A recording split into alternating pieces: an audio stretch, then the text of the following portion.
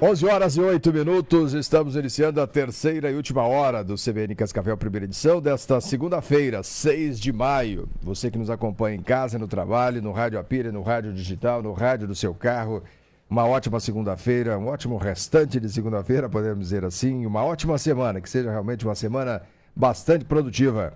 Nós já falamos aqui de economia, falamos de saúde e agora vamos falar de política ou da área do direito eleitoral, por que não? Doutor Luciano Cataniuk, especialista em direito eleitoral, vai conversar um pouquinho conosco. Satisfação recebê-lo aqui. Bom dia. Bom dia, eu que agradeço o convite, muito obrigado por ter nos chamado aí. Estamos sempre à disposição para informar, para bater um papo com os nossos ouvintes. E o ouvinte da Rádio CBN, principalmente nessa questão política eleitoral, é um ouvinte formador de opinião, né? Que não somente ouve, como também propaga o que ele ouve, né?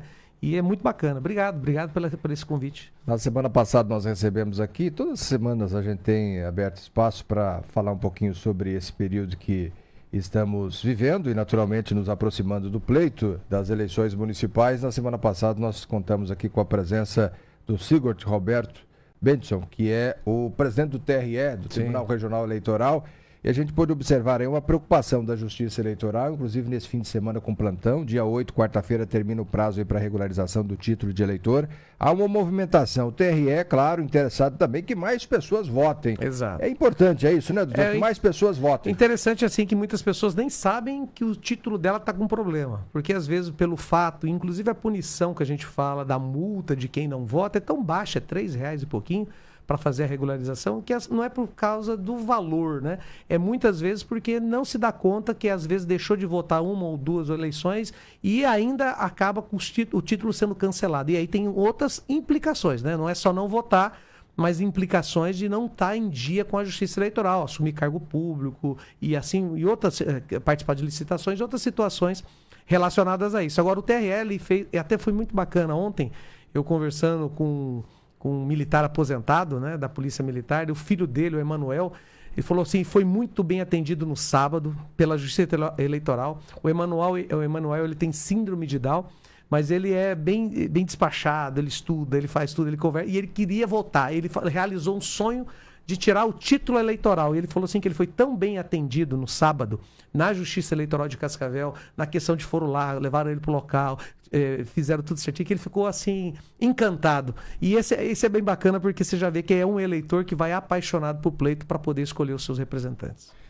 Muito bem. E a pré-campanha, como que o senhor tem acompanhado? Naturalmente que tem estado sempre atento aos movimentos.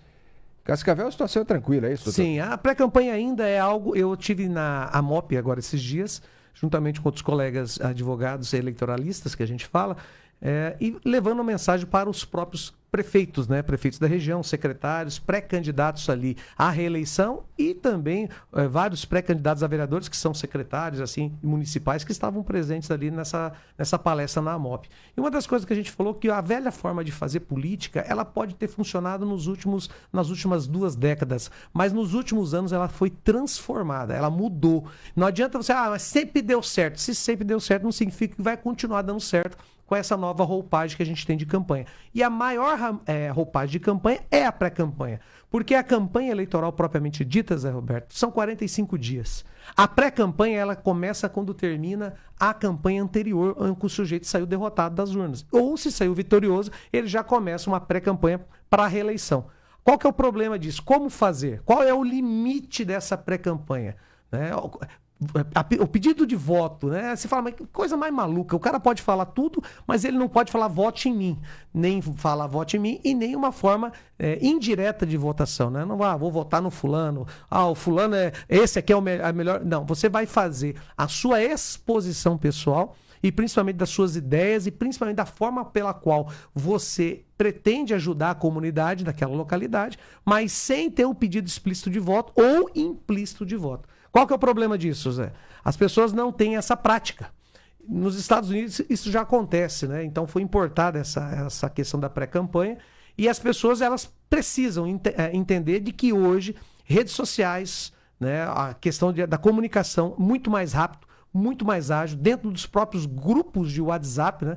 Eu brinquei já com você aqui que Deus fez o WhatsApp e o diabo fez os grupos de WhatsApp, que pode te ajudar ou pode te afundar, pode acabar com a tua candidatura, com a tua pré-candidatura. Por que pré-candidatura? Porque você não sabe nem que você vai ser candidato.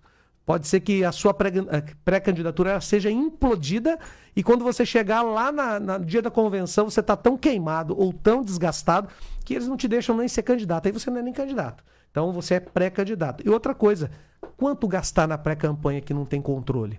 É outro debate que se traz, assim, quanto que eu vou gastar numa pré-campanha? Então, às vezes as pessoas falam, não, eu vou gastar bastante porque não preciso prestar conta para ninguém. Porque eu não sou candidato ainda, eu vou prestar conta onde? Ah, mas o tribunal começou a dar um jeito de fazer o controle dessa pré-campanha. A gente tivemos aí, inclusive o Sérgio Moro passou estresse aí, continua passando. Juiz da Selma teve a pré-candidatura, o mandato dela cassado em razão da pré-candidatura, e as pessoas acabam falando assim, bom, então eu vou investir bastante em impulsionamentos, eu vou fazer... A coisa é tão séria que você vê lá a própria Meta, né, o pessoal lá que ia fazer, falou assim, não vamos impulsionar nada, não vai acontecer nada, nem YouTube, nem nada. Por quê? Porque o governo ele fez uma normativa para controlar como seria feito isso, que complicou tanto para informar que aquela empresa, que hoje a gente fala das Big Techs, que estão na mão de poucas pessoas, e o sujeito fala assim, não, eu não vou me incomodar com isso aqui não, então eu não vou fazer para ninguém. Né? Por quê? Porque endureceu a regulamentação. E a pré-campanha é aí que tá. Por quê? Porque começou já muita gente impulsionar, gente que você nunca viu, de repente começa a falar no bairro e tal, mas é uma forma que ficou meio que forçada. Então a pré-campanha ela tem que ser natural, nada forçado. Né? Todo candidato ou pré-candidato que força uma candidatura, o eleitor acaba percebendo que o sujeito nunca apareceu em nada, não é ninguém na ordem do dia. Mas, de repente, ele exagera naquela questão da exposição dele, isso pode também gerar um ranço para o próprio eleitor.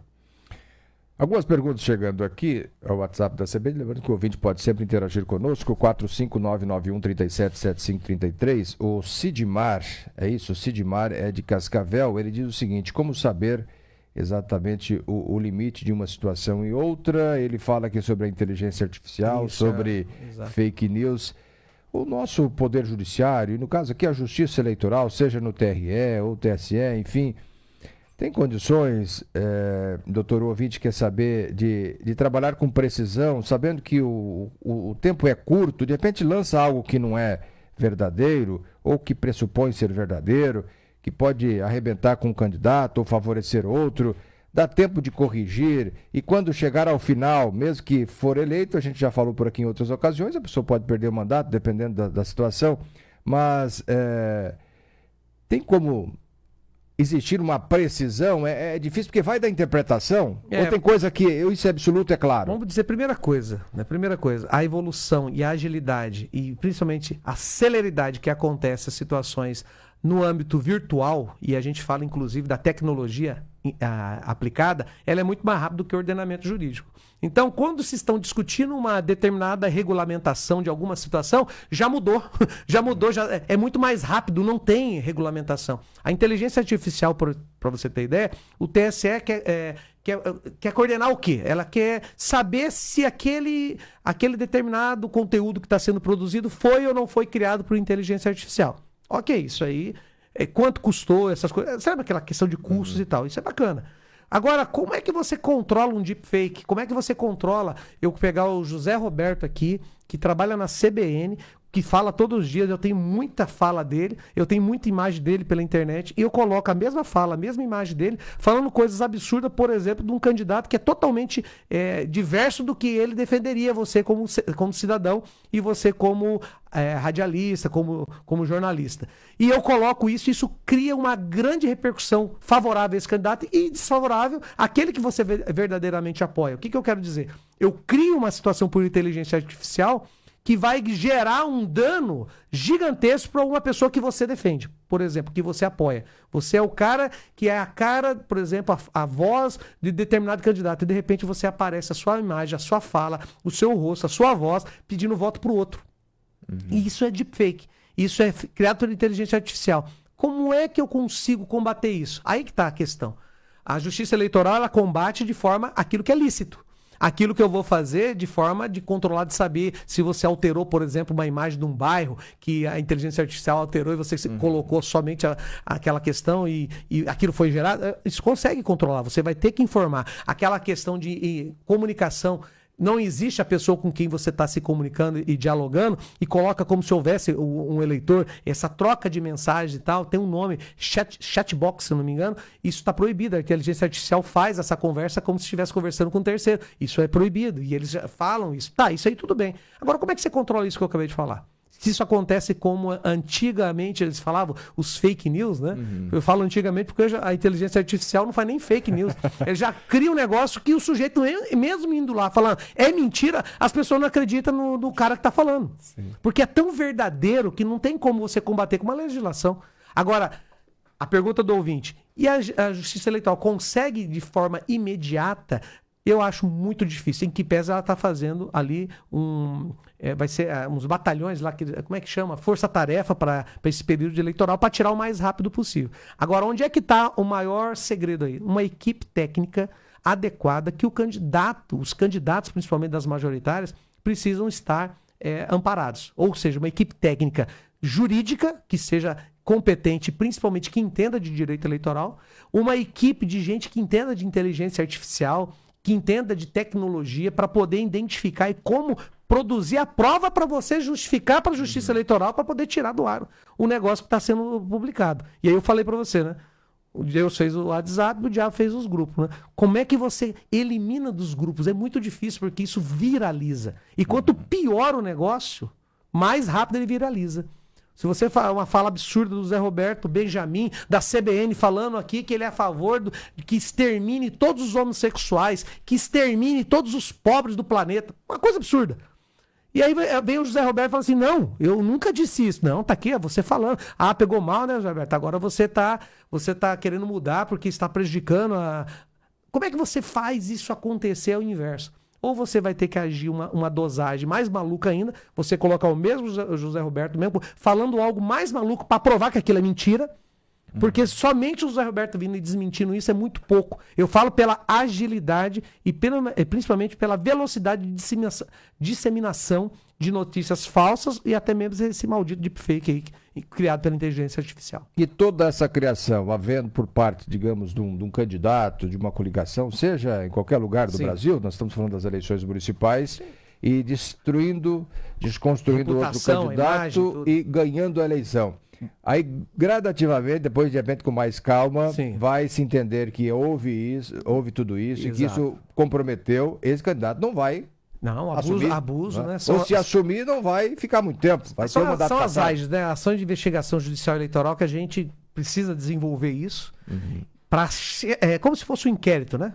Para se chegar da onde partiu aquilo. Lógico que hoje a gente fala que os IPs, os e-mails, que é aquela questão do celular, eles deixam rastros digitais. Tem algumas coisas que é feito na dark web, né? Que é feito lá nos bastidores, no fundo, que é mais difícil. Mas todos esses dados se consegue sim chegar e apurar e rastrear. Talvez não na agilidade que a gente espera durante um pleito. Passou o pleito eleitoral, o sujeito se elege e comprova-se que a eleição dele se deu por uma campanha, a gente fala daquelas marketing de guerrilha, né? Utilizado para destruir o candidato. E aquilo foi o responsável pela eleição dele e ele teve participação direta ou indireta. Por que indireta? Porque pode ser não o próprio candidato, mas ele ser beneficiado com alguém que o apoia, que fez aquilo, que patrocinou aquilo, que bancou aquilo. Ele pode sim ter o registro cassado, ou o diploma cassado, ou pior ainda, né? O mandato cassado posteriormente. São os abusos, né? Abuso do poder econômico, abuso do poder político, abuso do poder de informação, né? O Carlos Pinho, obrigado por interagir conosco, ele diz o seguinte, se não desconstruir o outro candidato, mas fazer uma construção própria, ele quer dizer o seguinte, ele não está preocupado em destruir, mas ele está preocupado de criar uma imagem muito positiva dele, que também não é verdade, né? Para poder levar vantagem. Mas isso é controlado pela justiça, é aí que eu falo. Quando você traz isso para dentro da campanha do candidato, a inteligência artificial, a utilização desses meios de comunicação, ele precisa se informar e isso é fácil de controlar, aquilo que eu disse. Então você consegue controlar aquilo que é feito dentro da lei. né? Você não consegue controlar que, por exemplo, vamos voltar a 10 anos atrás, 15 anos atrás. Quem é que jogou santinho na porta do colégio? É proibido. Todo mundo sabe que é proibido. Mas o cara passa de madrugada jogando santinho, sujando as ruas e tal. Isso pega até mal hoje, isso tira voto. Joga, por exemplo, uma notícia apócrifa do avião. A gente já viu isso. Jogando, do candidato falando mal dele, que ele pertence a uma seita diabólica, satânica e tal. Como é que você... Não tem previsão para isso, porque isso já é proibido. Agora, quando você vai utilizar a inteligência artificial para potencializar a sua pré-campanha, isso é permitido.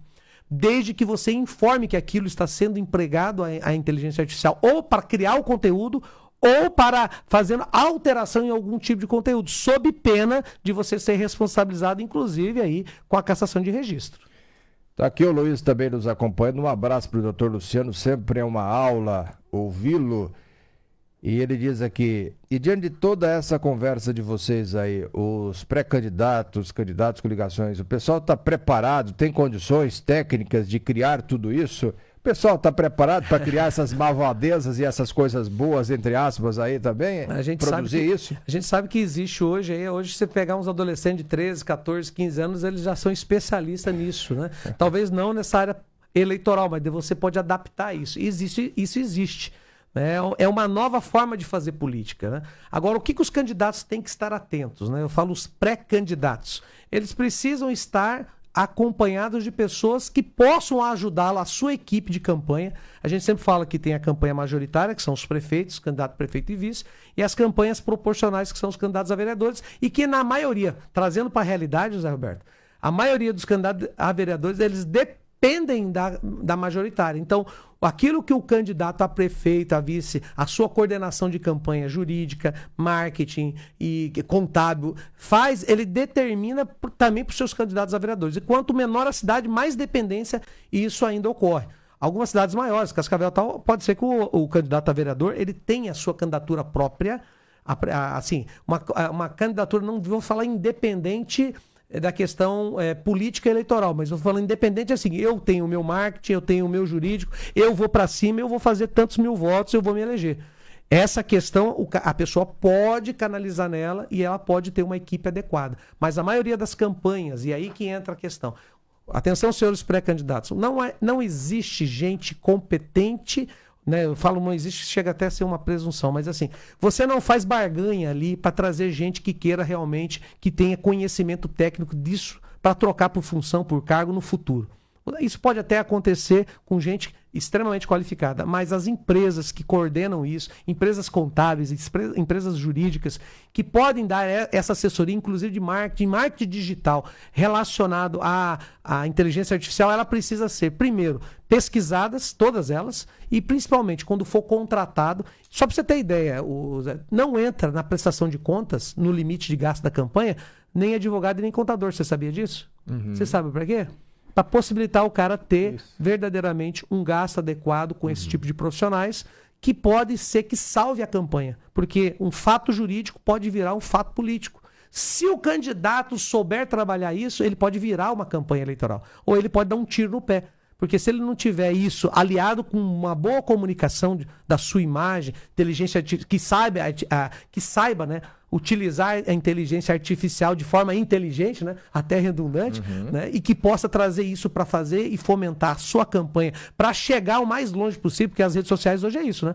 Às vezes um videozinho idiota que você fala, esse vídeo é idiota. É aquele vídeo que viraliza. É aquele vídeo que o pessoal compartilha. E às vezes aquele vídeo tem uma mensagem poderosa que pode potencializar o candidato ou pode arrebentar ele. Agora, como que lida com isso? Juridicamente, o jurídico tem que estar alinhado com o contábil, porque tem a questão dos pagamentos e tudo sobre isso. E principalmente, quem cria isso para a questão de blindar a responsabilidade do próprio candidato. Sou pré-candidato, não gostaria que divulgasse meu nome, ok, não vamos divulgar. Ele diz o seguinte, e contratação de pessoal no dia para percorrer os locais, isso pode, doutor? Tem algumas limitações, a contratação de pessoal registrado, que faça campanha e tal, isso existe permissão de lei. O que não pode é boca de urna no dia da eleição, isso é boca de urna. Então tem que tomar muito cuidado, porque existem fiscais no dia da eleição e que não são fiscais do candidato, mas são fiscais ali da eleição colocada por um determinado partido. Essas pessoas podem ganhar valores ali, desde que estejam registradas, desde que estejam, sim, dentro de uma limitação também. O que era antigamente se fazia? E tem candidato que acha que hoje pode fazer ainda. Pré-candidatos que vão ser candidatos. Bom, no dia da eleição eu contrato 500 pessoas pagando R$100 por dia, eu vou gastar X mil reais e cada pessoa dessa tem 2 na família que vai ter, ela vai votar nele. Isso é compra de voto. Isso não tem a ver, porque tem proporcionalidade. O candidato pode ter as pessoas que trabalham, mas tem que estar registrado, tem que estar declarado, inclusive na Justiça Eleitoral, porque tem a questão dos valores que vão ser gastos, da onde vem esse dinheiro, tem que provar, para onde vai, tem que provar, quem é que está sendo beneficiado, tem que provar. Eu falei, inclusive, na MOP, antigamente existia a prestação de conta do faz de conta que você presta. A Justiça Eleitoral fazia de conta que analisava e todo mundo fazia de conta que estava tudo certo. Hoje não, hoje mudou muito. Hoje você pode ganhar a eleição no voto e perder, sabe no quê? Num erro contábil ou num erro jurídico que muitas vezes, por mal orientação e não por má fé, às vezes por má fé, né? Mas muitas vezes por mal orientado, acaba o sujeito ganhando a eleição e não conseguindo tomar posse. O ouvinte aqui, o Márcio, diz o seguinte: então, para que eu possa entender, se eu sou um candidato e contrato 1000 meninas, pago R$100 para cada uma, eu estou dentro do limite de gastos, é isso? Não, não é isso. Não é assim? Não, não é isso. Primeiro, assim, o limite de gastos, ele vai direcionar você a qual é o registro de cada uma dessas pessoas que vão ser contratadas para trabalhar, tem também um limite proporcional. Você não pode, então eu posso gastar todo o meu limite de gasto com gente. Não, não é assim. Porque senão você está legalizando a compra de votos indireta. E isso é preocupante, porque a gente não tem como dar um jeitinho no que a lei diz. E a interpretação da lei, ela é objetiva e também subjetiva. Objetiva porque está na norma, o que diz? Diz isso. E como que a pessoa aplicou isso? Aplicou de uma forma que ela levou uma vantagem eleitoral ao ponto de criar um desequilíbrio. Muito bem. Doutor, não temos mais tempo. Muito obrigado. Nós vamos, com certeza, aí nos próximos meses, estaremos conversando mais a respeito. Tem outras perguntas aqui, não vai dar tempo. Toda semana a gente tem trazido aqui um profissional, um especialista na área para debater e para que os ouvintes possam também encaminhar suas perguntas. Muito obrigado e uma boa semana. Eu agradeço, obrigado pelo convite, sempre à disposição para informar os nossos ouvintes da Rádio CBN, Cascavel e toda a região. Um abraço, meu irmão.